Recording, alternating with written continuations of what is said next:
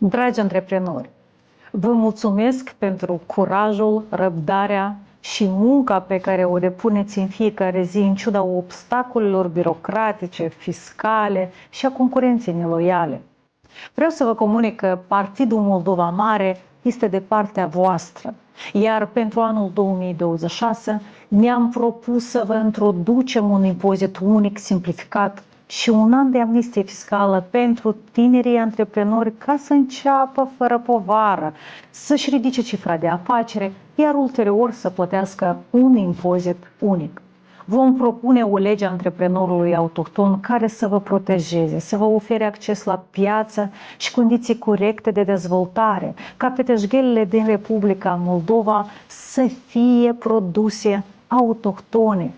Moldova are nevoie de voi și voi aveți dreptul la o țară care vă sprijină și vă protejează.